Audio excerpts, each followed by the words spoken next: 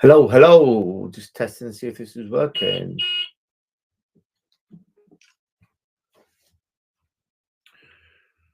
Hello, hello.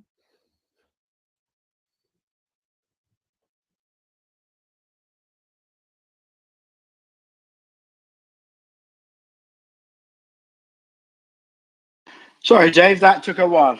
Hello, Anton. How you doing? Not too bad. Yourself?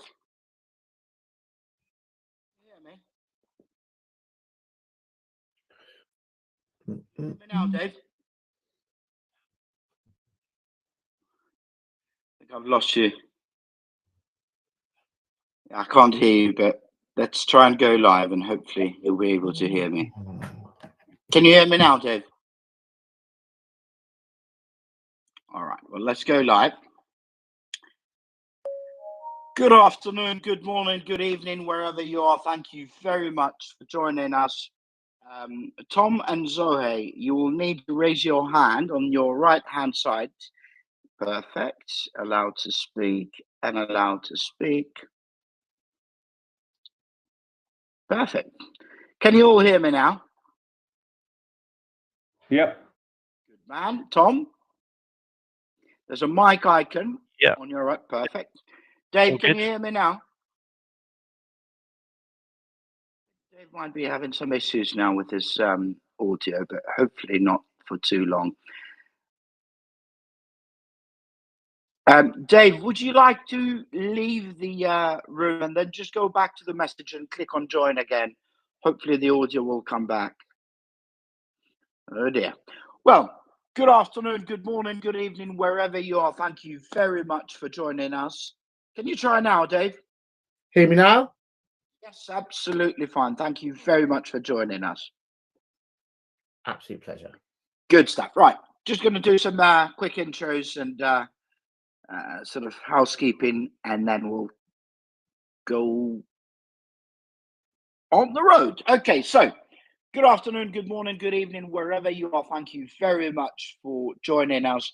This is Startup Growth Q&A. It's our 120th session. We used to do them on Clubhouse for over 3 years. We've now moved on to LinkedIn. Now, on Clubhouse, we've had over 260,000 people joining us. Not so many on LinkedIn yet, but we are going to get there. For those of you that are tuning in either via YouTube now or Facebook, please be aware that unfortunately I'm unable to monitor your comments there. So if you do want to ask any questions, you'll need to join us here on LinkedIn Live Audio. The way you can do that, it's either by going to StartUp-to-ScaleUp.club. On the website there, you'll find today's session, which is Startup Growth Q&A 120. And you can join us via there, or you can just straight hop onto LinkedIn now, search for Startup to Scale Up Club, and you'll find today's session. Now, we do this session every Wednesday from 12 to 1 p.m. UK time, and the idea is to help founders like yourselves with whatever questions you may have on growing your business to the next stage, whether you want to know about user, client, vendor, partner acquisition, or perhaps you've got questions on your sales, marketing, advertising, branding, growth hacks, go-to-market, or just partnerships in general. This is the place to be. There are no right or wrong questions, and there's no need to be shy. It's a learning curve for us all. On the other hand, if you've got questions that are on other matters, please save them for the other rooms. To give you an idea, we run 4 per week. On Mondays, we help founders with talent. So helping you hire and keep the right people. On Tuesdays, it's product and tech, so helping you build your early stage. Obviously, today, as you can see, on Wednesdays, it's growth. And then on Thursdays, it's fundraising. And they're all from 12 to 1 p.m. UK time. If you go to our website, startup-to-scaleup.club, you'll be able to RSVP to all our future events between now and the 19th of December, which is our last Q&A for this year. Now, what we're going to do is go through some introductions with my brilliant growth guest that we have today, and then we'll open it for questions. In the meantime, I'm going to share this with my network here on LinkedIn, but also other social media and our WhatsApp groups, etc.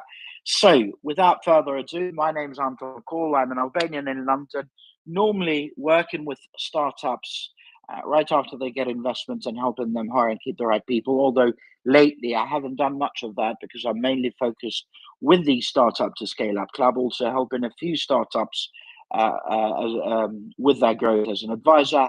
And especially lately, I've been doing quite a bit of work with angels and family offices, helping them with their due diligence and assessment.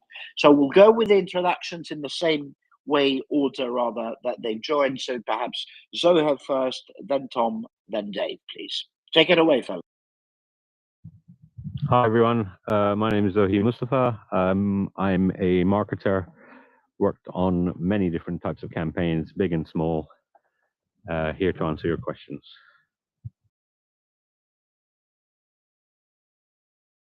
Hi guys, this is Tom Parker here.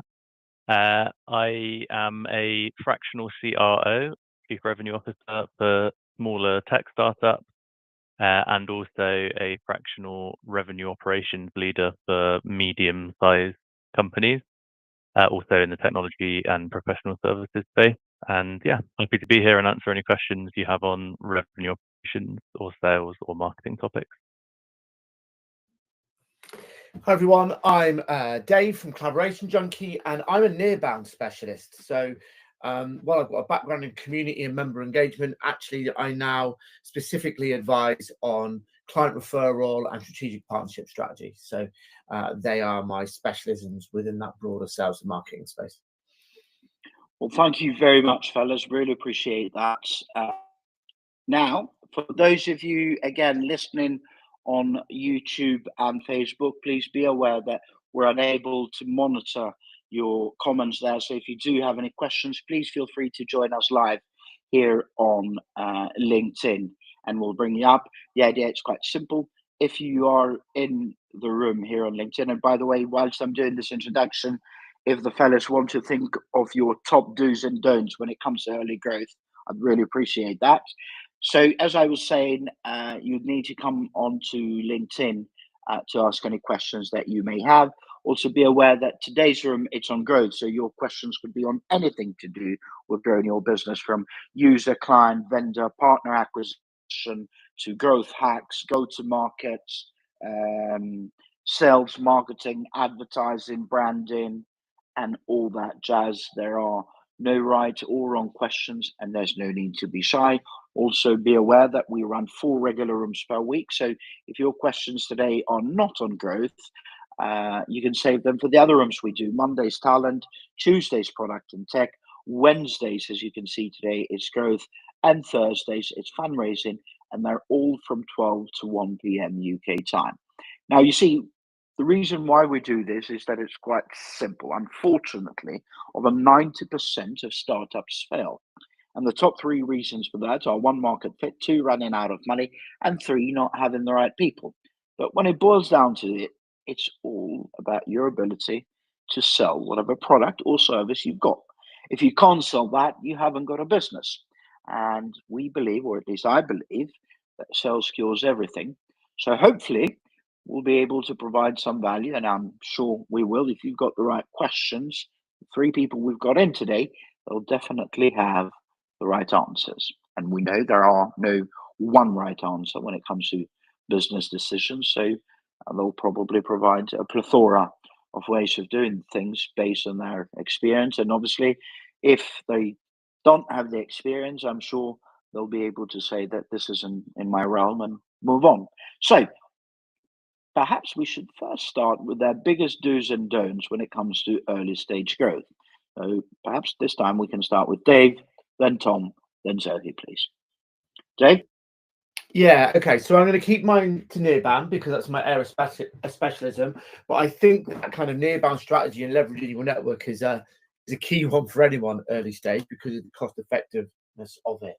And I think my number 1 tip in that space, particularly if you're early stage, is to understand what your most important ask is from those closest to you in your network.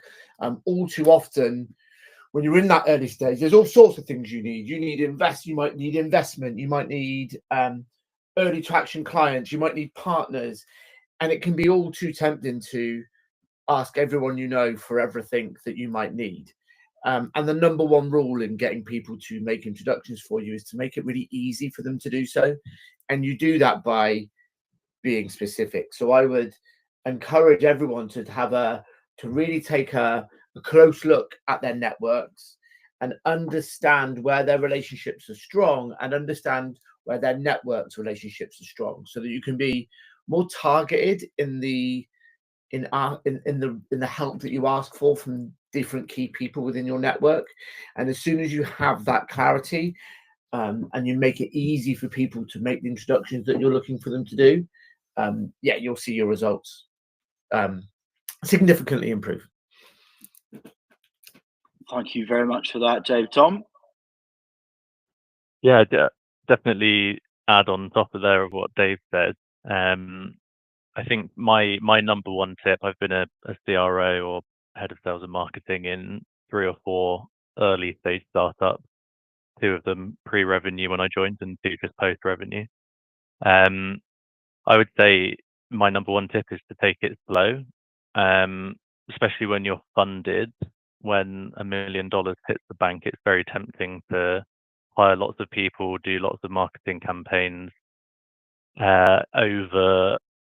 over-invest in your product and turn it into something that maybe people don't necessarily want and need.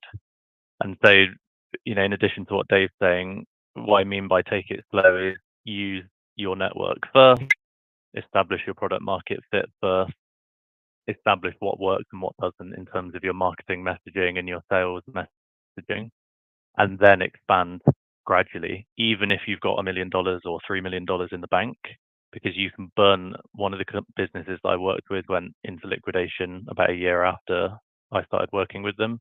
We overhired and overinvested far too early, and we were all kind of guilty of allowing that to happen and not seeing the red flags as they came up.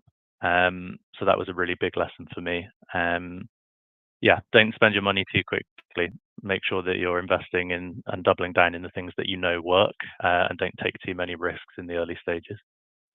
Thank you very much for that, Tom. Last but not least, Zohe. Hi, do's and don'ts. I would go with basic stuff. Have a plan. Know who your customer is, who you want to target. Leverage technology. You've seen my blurb there, marketing with AI. Today's world of technology allows you to do a lot more than you could have done 18 months ago. And if you have limited resources, that technology can be extra pairs of hands. Well, thank you very much to all 3 of you. Really appreciate it. Now, one last reset of the room, and then we'll go on to some questions. This is Startup Growth Q&A. We do this every Wednesday from 12 to 1 p.m. UK time. We're here to help startups with whatever questions you may have on growing your business from 0 to hero. The idea is quite simple. If those questions have anything to do with user, vendor, partner, client acquisition or vendor, perhaps yours may be on growth hacks, go-to-marketing, sales, marketing, advertising, or branding in general, feel free to raise your hand. We'll bring you up on stage, introduce yourself, and then fire away with your questions. Please be aware that we can't monitor your comments if you're tuning in via YouTube or Facebook. So in order to ask your question and be heard, you'd need to join us here on LinkedIn, and you can do that either via our website, startup-to-scaleup.club, and then you'll find today's room, which is Startup Growth Q&A 120, or you can come on to LinkedIn and just search for Startup to Scale Up Club, and you'll find the share of today's link there. Now, without further ado, whilst we're waiting for some live questions, hopefully we're not going to have too many shy people today, but we've got some questions that were sent in to us. This is via our people at Go London Local, which is a scheme run by the London Mayor's Office for Business, London and Partners. Somebody there is in fintech. She says, we're aiming to provide a budgeting app that empowers low-income individuals to manage their finances better. And then she goes on to explain that their current challenge is that despite having a working product, we're struggling to reach the right audience. Now she's gone on with a question, which is, well, a few questions, but we'll try and... We've launched our budgeting app aimed at low-income individuals.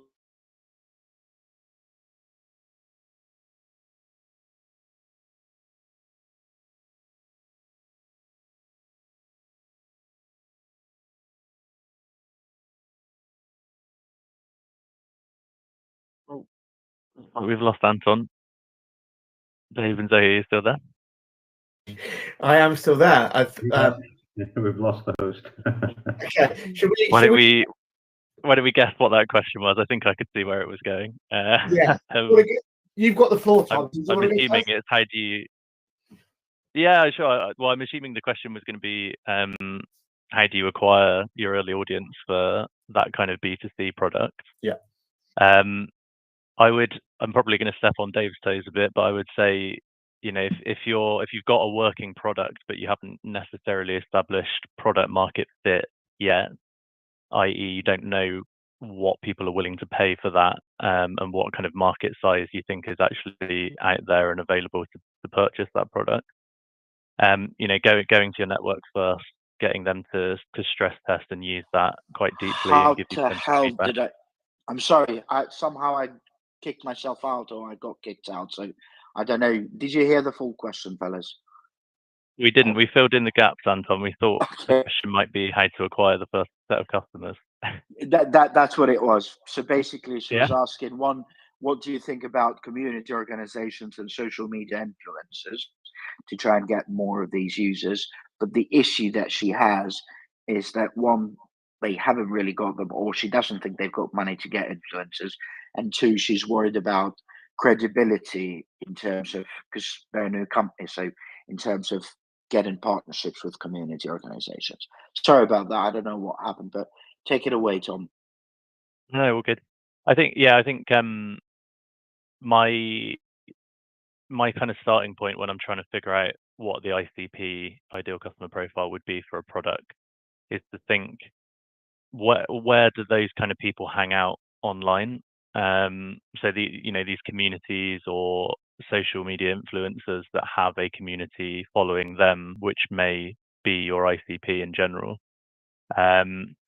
It's good to think outside the box a little bit with that. So for example, I was working with a company in the UK recently that cleans prams and buggies secondhand, and kind of restores them to as close to brand new as you can and sends them back to the customer.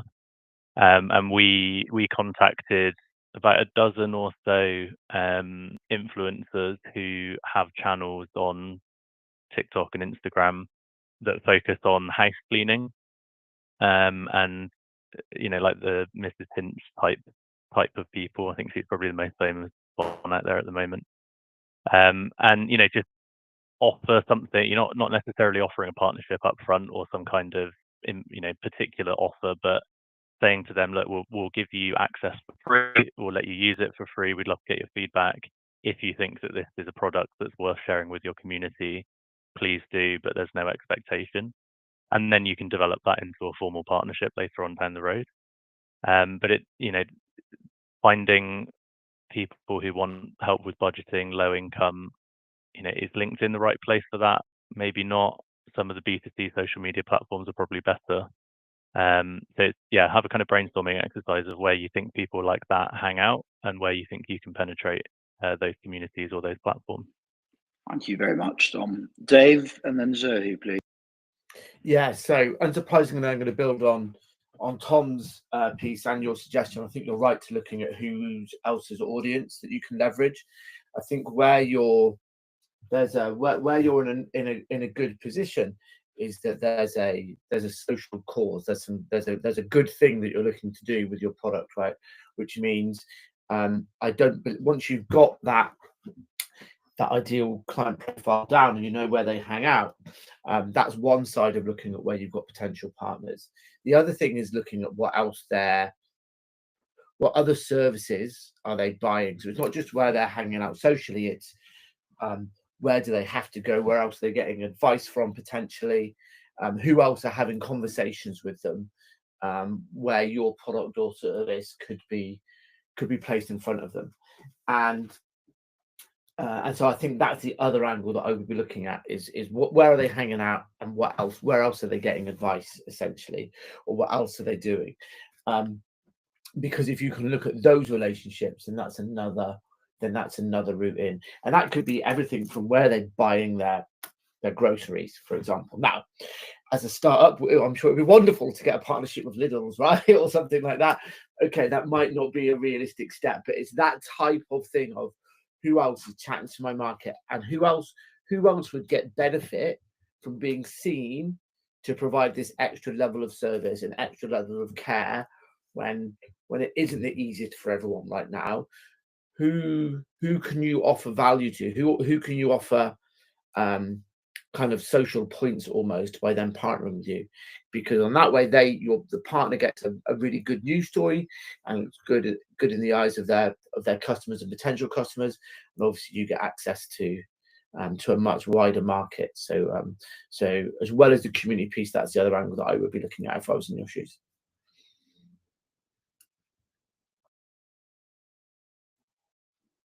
My turn?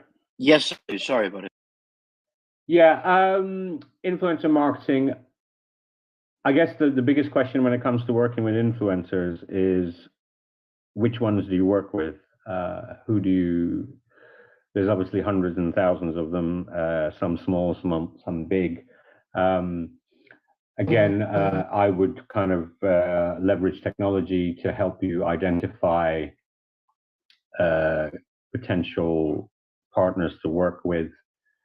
There's a couple of very cool tech out there, Brandwatch being one of them. And I don't know the budgets of it that you need for either of these platforms. So obviously scope that out. But Brandwatch is one. Favicon, Favikon, is another one. I actually use Favicon quite regularly to keep an eye on various people creating content online. And there's a ton of other ones out there, but the idea is that this gives you intelligence on their followers, what their audience is like, how active they are, how active the influencer is in terms of posting, etc. What you don't want to do, and then a lot of them, you might find some that will work for free with you or collaborate, share, exchange content. But if you have budget, you probably want to try and leverage paying some of them. And of course, when you're paying for them, you want to know that you're going to get bang for buck. And these platforms will help you build a short list of people to approach for potential collaboration. Well, thank you very much for that, Zohe. Can I ask you a favor, Zohe? There are 3 dots on top of your screen.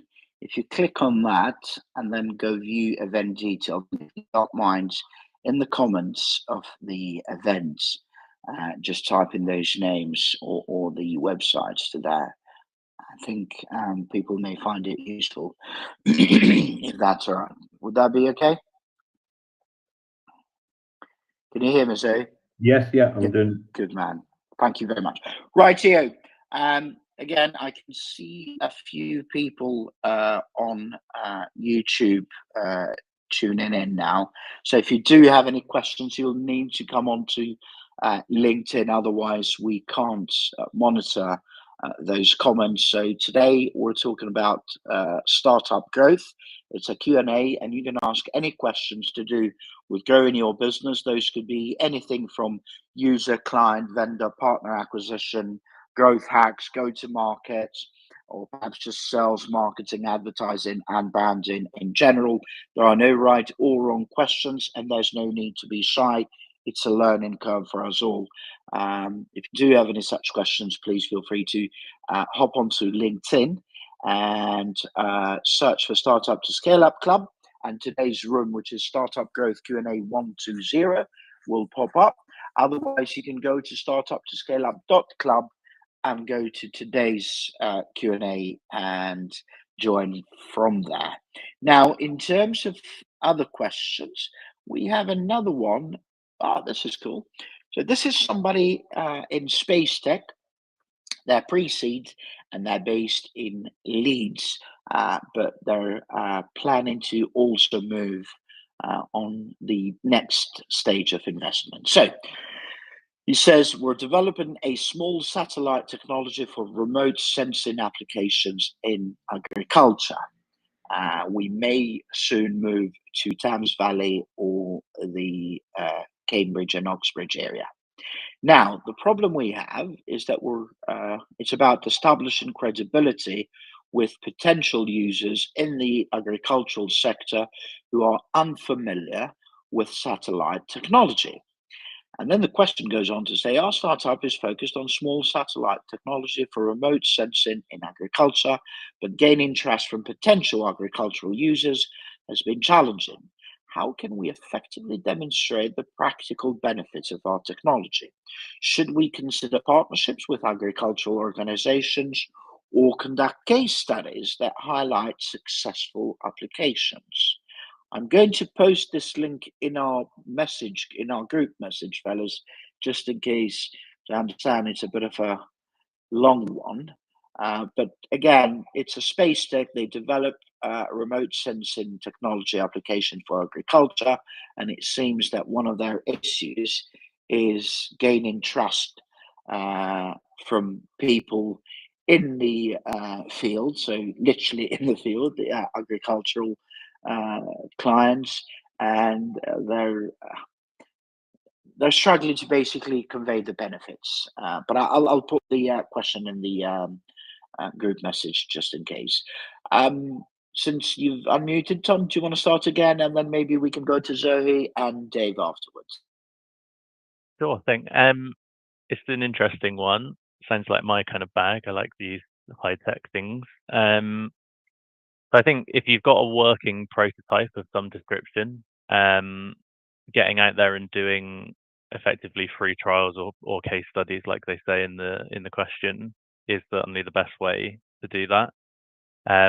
Even if you're not 100% confident in the technology itself, as in you're not 100% certain that the results are going to be positive, you will still learn something by that. And an agricultural business owner who's willing to let you come out into their property and run a series of tests is never going to be upset if something does go wrong, as long as you don't burn the whole place down. So I think, looking locally in the area that you're currently in or elsewhere in the UK where you can do that. If regulation is an issue for that, looking abroad to countries where regulation is maybe less of an issue and you can get out in the field and do what you need to do without needing to apply for licenses or whatever. That could be another way of doing it. But yeah, don't forget, part of that is obviously testing the product, getting the data that you need and building that case study. But also don't forget to speak to those agricultural business owners afterwards and get their direct opinion and their direct thoughts on the product and the results. Because that testimonial is an important part of that case study, and the data on its own doesn't always cut it. It's good to have an independent third-party point of view. Thank you, Tom. Zohe, any thoughts on this? So you said people working in the agricultural field. Ask a silly question, but does he mean farmers or? I'm assuming that's what he means. So if you look at the at our group message, I sent it because I know it's quite a long-winded question, but basically, he says they develop small satellite technology for remote sensing applications in agriculture. So I'm assuming farmers who will monitor the crops and God knows what else in the land. And he says that their challenge at the moment is establishing credibility with these users in the sector who are actually unfamiliar with satellite technology. So how do you establish that credo?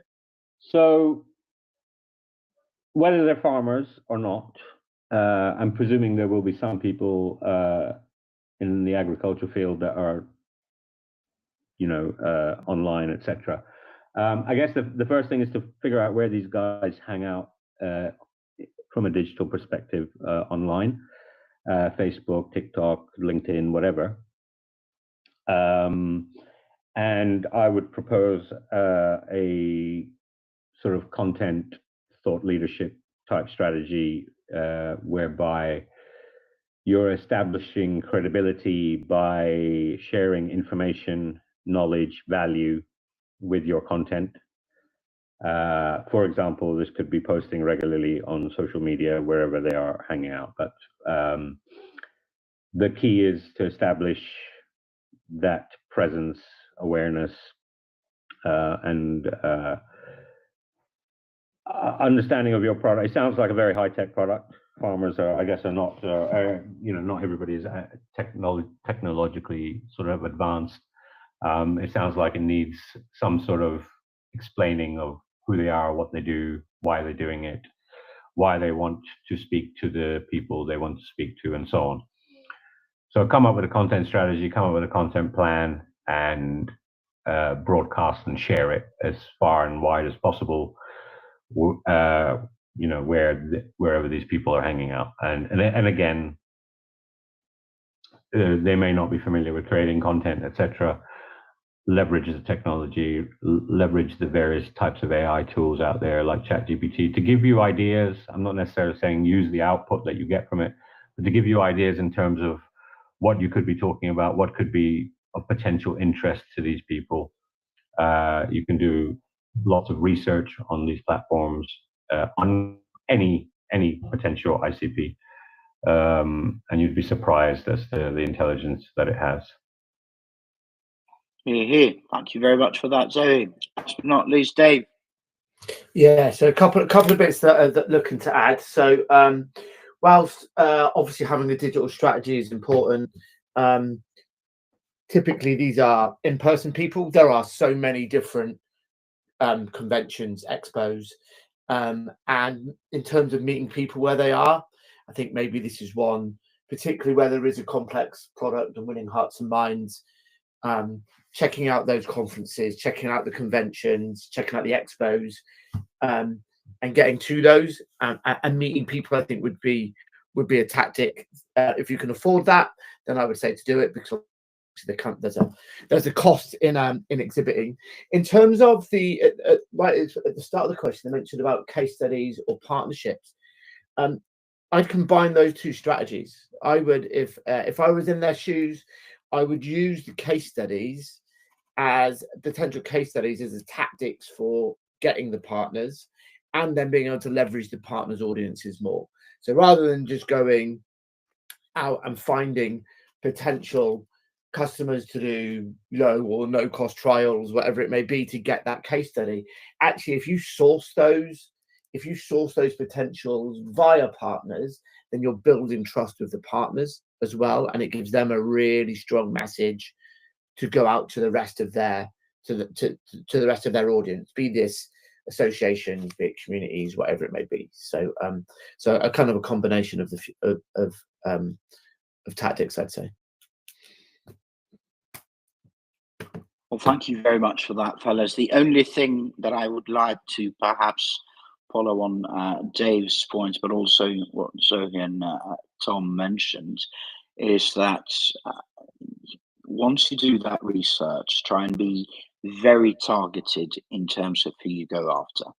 And one of the things you could do, and I think Dave touched a bit on that, is using both that research, perhaps maybe coming up with some kind of like a white paper or a case study, and then you can go on to your local authorities. I do know local authorities in various parts of the country are quite heavily involved in helping the agriculture of their region. That's one. And two, perhaps like a national farmers union or local politicians and so on, who have got that sort of popularity in the area already, and you try and convince them to work on that white paper, on that research, on that case study, rather than say, can you find us clients? So try and basically offer them something that they can't do themselves, and they're not too bothered about it because you're not asking them to use your work for their actual field. So that way you kind of leverage your expertise to somebody who's got the pool that you want.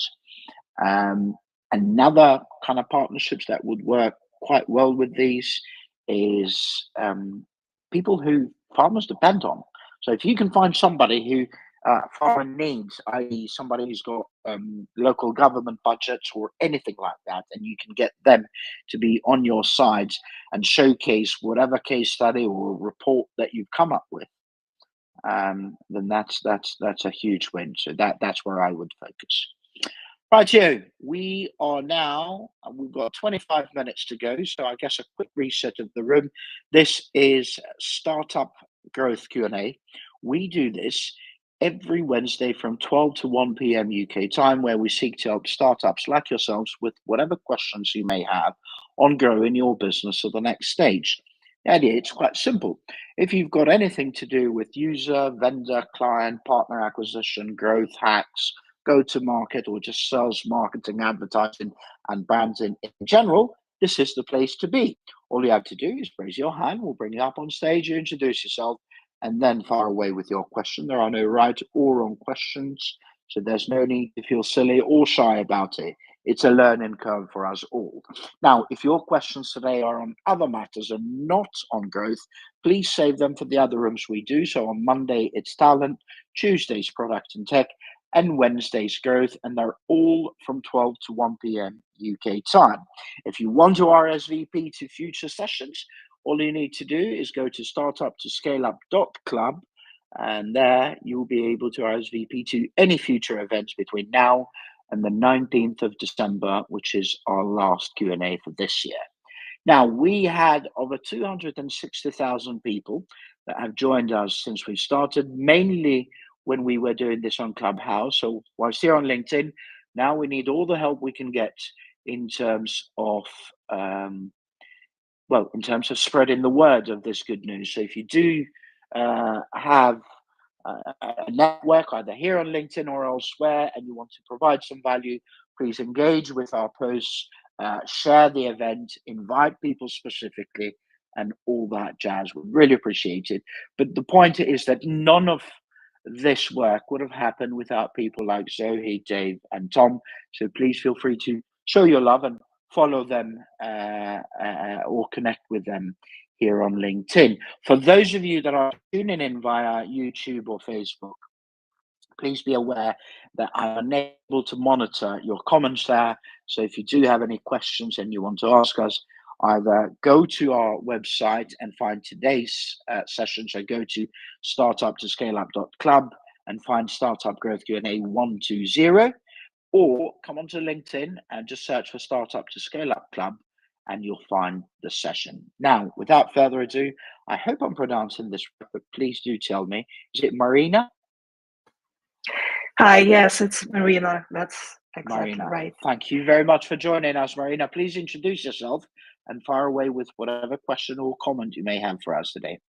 Thank you so much for the talk today. I'm Marina Sulim, and I'm an author of Local Foreigners, the project about immigration in the UK, where I interview and make photographs of people who arrive to the UK from different countries. And my question is about reaching out to clients. So you talked about the customer's online presence.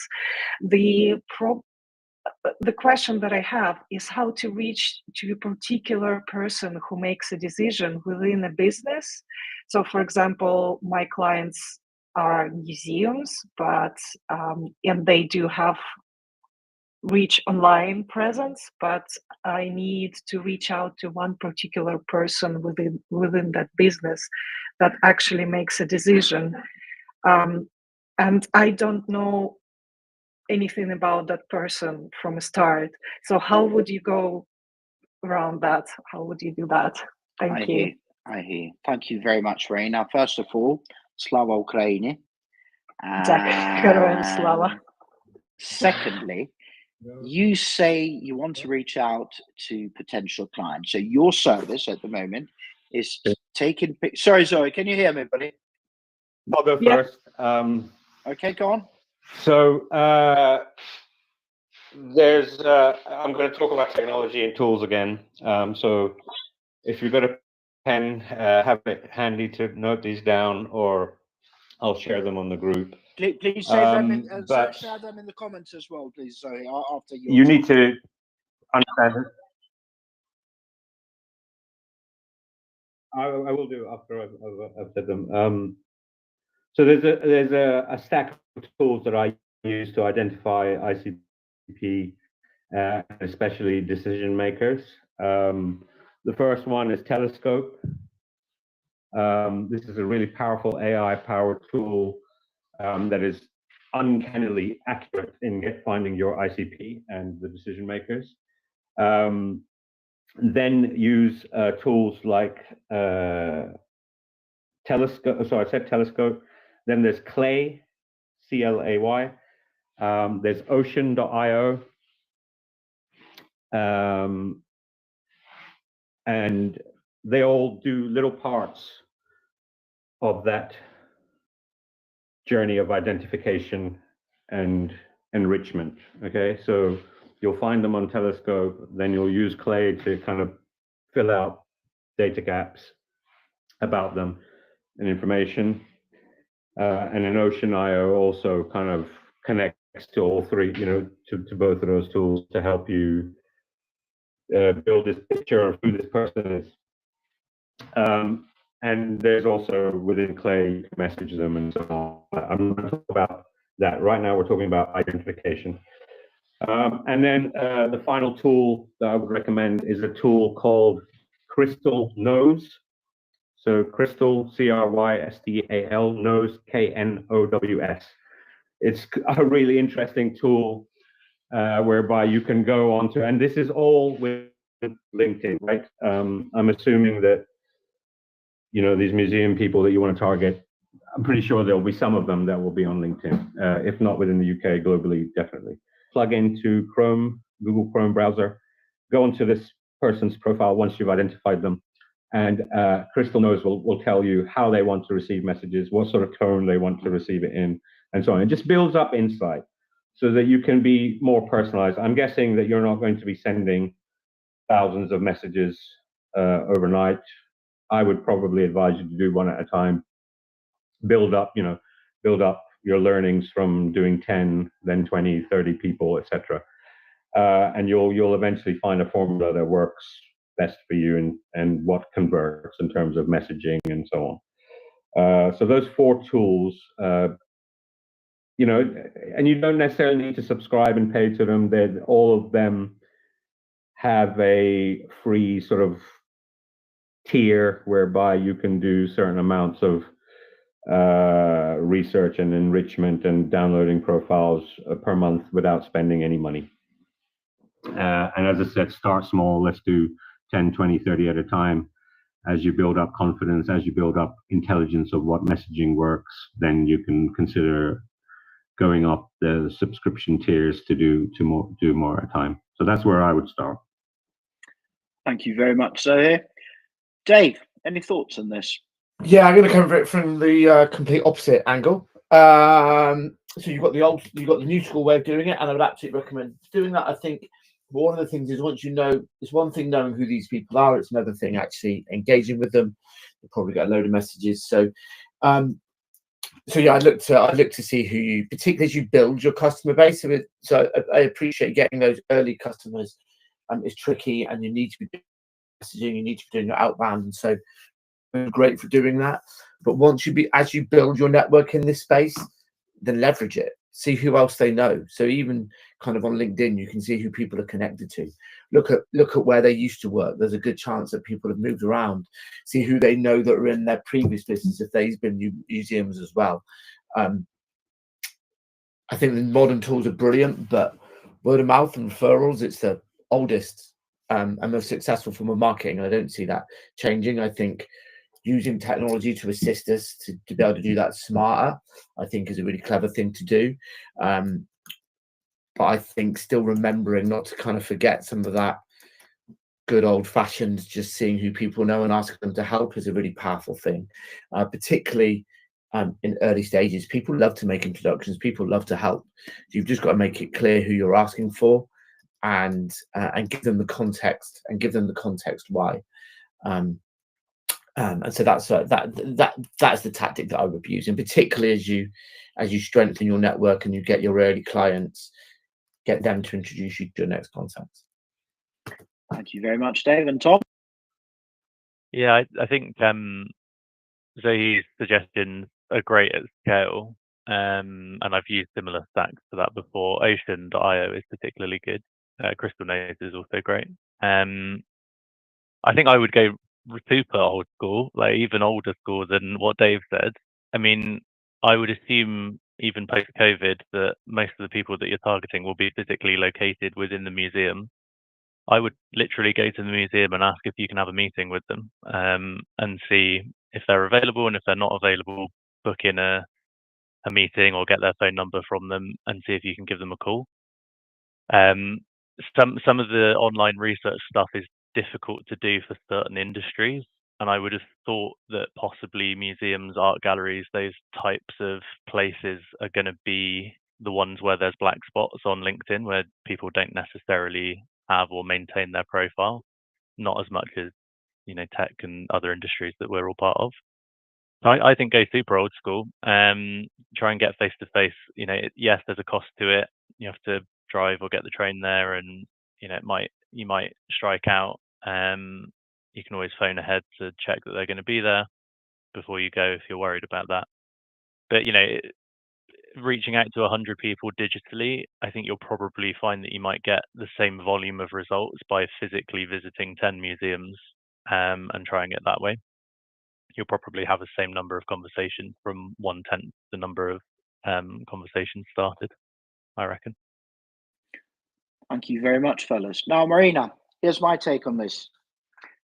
In terms of talking old school, now I don't know what your situation is at the moment, but I would do a few things. Number one, I would get 2 portfolios done and pick your absolute best work. Number one, I see on your profile that you do event photography. If you can find an organization that is willing to help you, like a charity or some other organization that is willing to help you and sort of introduce you to people, I would go to event organizers, and if there's a way for you to offer the cheapest possible service, or perhaps a free service, but you need to get paid for it, obviously. So you need to find a way, either through an organization or the local authorities where you live and so on. And you go to these events, you show them your portfolio, you show them that you're good, and you go and take photos for free.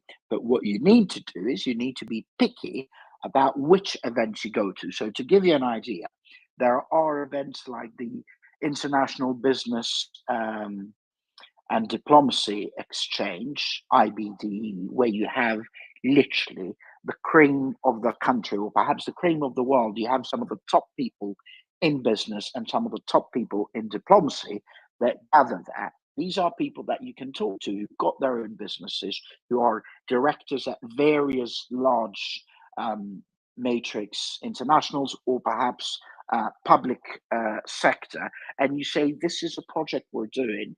I would love to pick your brains, or if there's somebody in your organization, normally you would have, oh God, I've just lost it. Every company, or most large corporations, they have corporate responsibility. So they would have a department for either corporate or social responsibility. And these are the people that you can get in touch with.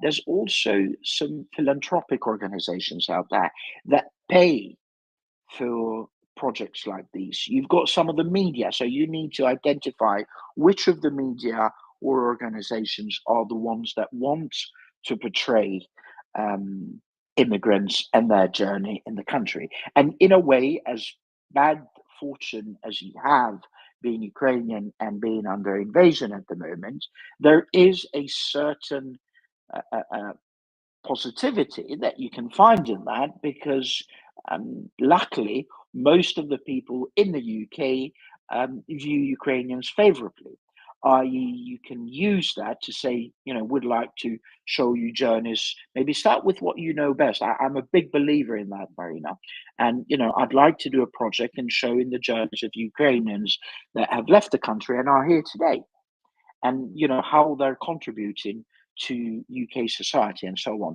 So be very niche, start with what you know best, and try and find two things to do. Number one, find those hooks that I mentioned by identifying the events you can go to, and you go to the event organizer and say, I'd like to come and take pictures, and I'm happy to do it for a much cheaper rate than the others do it, or perhaps even if you can do it for free. And that way, at those events, you then speak to the people that are there. And the other one is to go into organizations that fund things like yours. And money is tight at the moment, but there are still organizations that do that. There are still local authorities that do that. You've got the National Lottery that does that. You've got companies that still have sort of social or corporate responsibility. I would even reach out to the likes of Google, Amazon, the big names, but obviously you need to identify them on LinkedIn. So remember, corporate responsibility or social responsibility. Quite a few organizations do that, and definitely local authorities. Where is it that you live, Mary? I live in London, in Southwark. Perfect. Start with your own local authority, and then just move, spread from there. That's wonderful. Thank you so much for all the answers. You're very welcome, and best of luck. And I'm sorry, Zohe, Dave, and Tom, I think I went a bit too long on that, so I'll try not to take hostage of our stage. Right, we've now got only 9 minutes to go. So this is Startup Growth Q&A. We do this every Wednesday from 12 to 1 p.m. UK time, where we seek to help founders with whatever questions you may have on growing your business to the next stage. The idea, it's quite simple. If you're in the audience and you've got any such questions and you want to try and take your business from zero to hero, this is the place to be. Your questions today can be on user, client, vendor, partner acquisition, growth hacks, go-to-market, or just sales, marketing, advertising, branding in general. There are no right or wrong questions, and there's no need to be shy. If, however, your questions are on other matters, beware that we run a few other events, so save them for those. Basically, Monday's talent, Tuesday's product and tech, Wednesdays, as you can see today, it's growth, and Thursdays it's fundraising, and they're all 12 to 1 p.m. UK time. You can RSVP to any future events if you go to StartUp to ScaleUp.club. We've got them published between now and the 19th of December. On the other hand, if you are now tuning in via YouTube or Facebook, please remember that we are unable to monitor your comments and questions there. So you either need to hop over to LinkedIn and search for Startup to Scale Up Club, and there you'll find Startup Growth Q&A 120, or perhaps you can do that on our website where you'll see today's session. I'm here today with Zohe Mustafa, Dave Plunkett, and Tom Parker, all three very accomplished growth people, and we're happy to help. Now, we've got 7 minutes to go, so if you've got any questions, please do that now. Otherwise, let me see other questions that were sent in.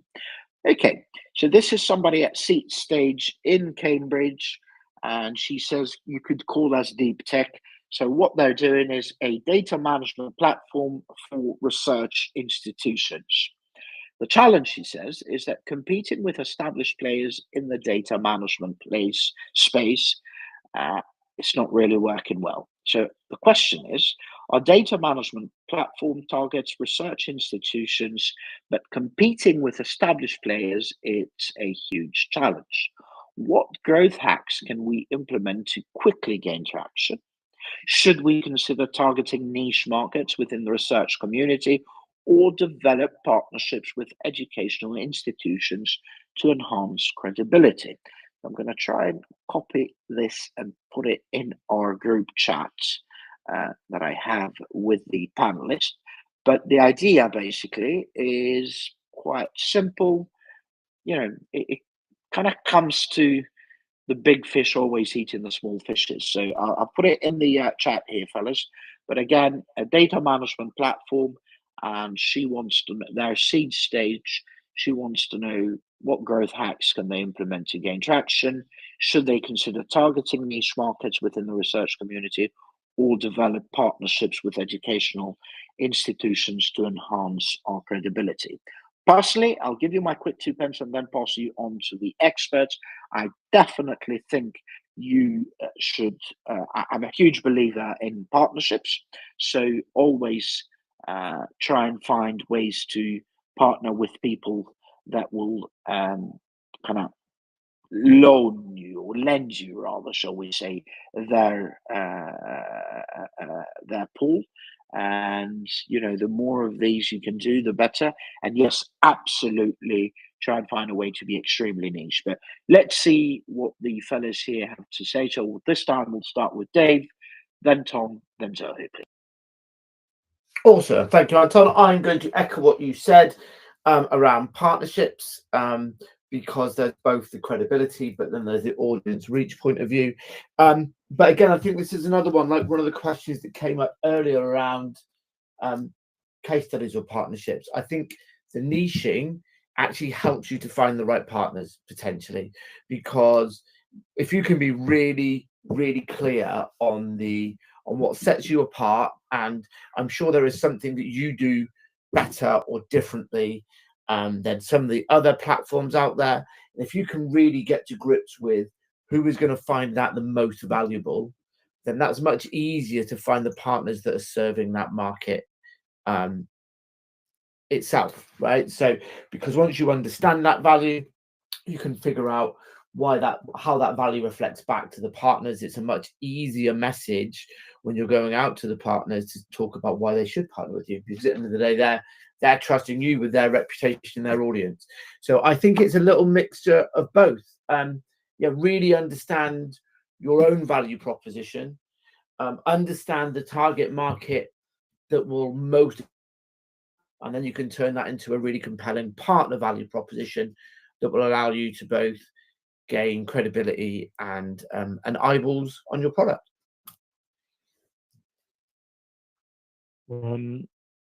So Anton, if you'd like to put me in touch with this person, I might be able to help with this, because I spent 6 years in this industry myself before I started my own business. So yeah, I used to be a market analyst for a big blue chip IT company, and then I moved to one of the suppliers of data, one of the research institutions that these guys are probably trying to target, and worked for them for 3 years. So I'm happy to help. Thank you very much. And Tom, if you are listening to this live, please feel free to reach out to Tom Parker. If you listen to the recording, again, the same story, type Tom Parker and you'll get a picture of a man in glasses with a purple background and a robot right next to their name. Go ahead. Absolutely. Happy to help. I think my just 1 minute summary would be, research institutions are a good target market, but the customers of research institutions are also researchers themselves. So I've sat on both sides of that fence in the 2 roles that I played in that industry. So I would say don't necessarily just look at research institutions as an ICP or a customer profile for you. Also look at analysts, researchers, and other similar types of roles in larger enterprise companies, or the typical customer of the research institution. And my other advice would be, we did a project when I worked with that company with Innovate UK and the Digital Catapult. These are both government funded institutions where you get matched funding for these types of innovative projects, especially when it comes to like big data, cloud, nowadays AI, and those hot topics. So I'd maybe look at that, and by default, by going through a program like that, you will be matched up with an educational institution. So we worked with Imperial College on that project, but many of the major universities with data science or good mathematics departments, statistics departments will be involved in those kinds of Innovate UK programs as well. I would maybe look for some grant funding through that as well, which will help you achieve both sides of the question. Absolutely, that's a brilliant point, Tom. And just before we go to Zohe, another thing on that point is that we are now back in the Horizon scheme in Europe, and the EIC has just gotten an approval of 1.4 billion exactly euros, that is, exactly for this kind of work.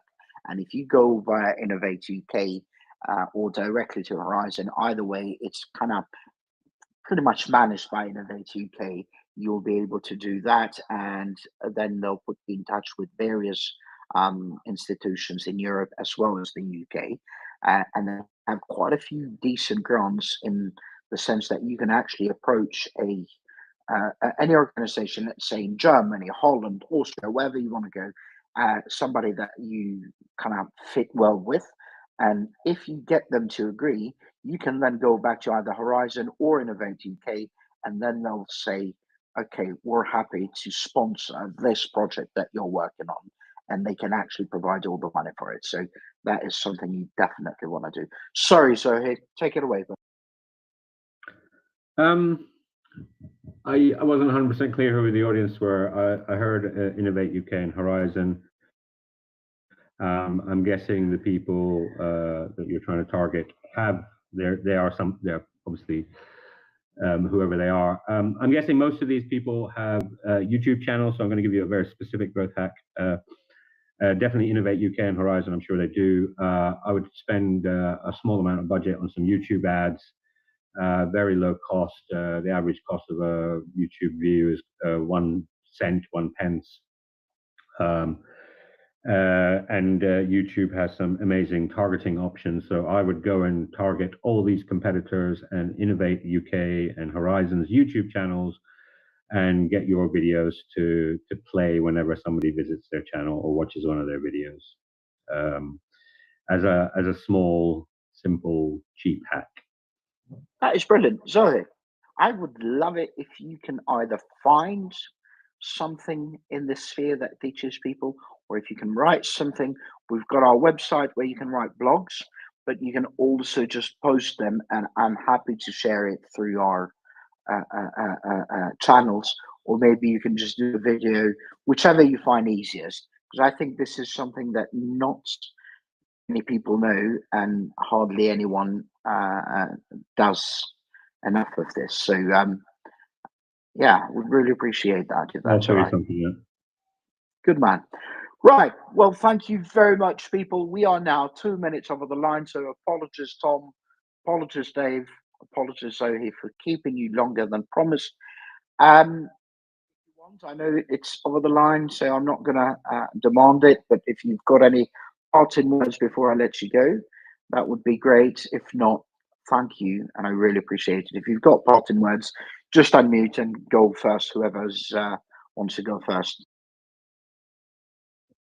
Just to say from me, thank you, Anton. Hopefully it's useful for everyone and doesn't just apply to the market research company that we were just talking about, but anyone else that wants to get some advice or just wants to have a chat. I do free consultations. Anyone can do that, and also do mentoring as well if you're a student or you're not quite in the profession yet and you want to get some advice on your career. Happy to help with that too. So yeah, reach out to me on LinkedIn, or maybe Anton can share my email address afterwards, and reach out anytime. Thanks, Anton. Good man. Thank you very much. Yeah, similarly from me. Thanks for organising, Anton. Hopefully people got value, and if anyone listening wants some specific support on near-bound strategies, then I run a bunch of free masterclasses, online masterclasses. So feel free to connect and come along to those. Brilliant, top man. Thank you very much. Zohe.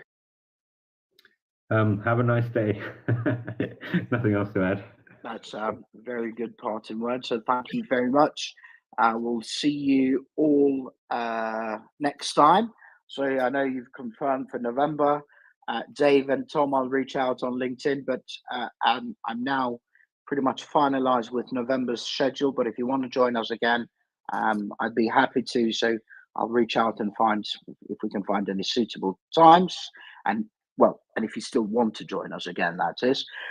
As far as everyone else is concerned, thank you very much for tuning in today. To those of you that did it via LinkedIn, or those others that were shy and just peeked in via YouTube and Facebook, thank you for joining us. This has been Startup Growth Q&A. Please feel free to join us in future sessions. So we run 4 per week: Mondays talent, Tuesdays product and tech, Wednesdays growth, and Thursdays fundraising, all from 12 to 1 p.m. UK time. If you go to our website, startup-to-scaleup.club, you can RSVP to any events we have between now and the 19th of December. And hopefully we'll see you all tomorrow for Startup Fundraising Q&A. We've got some brilliant investors with us on stage, and they'll be taking questions from yourselves. As far as my parting words are concerned, just remember the startup journey can be both exciting but also quite challenging. So try to have some fun in the meantime, and be kind to yourself and everyone else for that matter too. Otherwise, have a great day, and God bless you all. See you tomorrow. Bye-bye for now.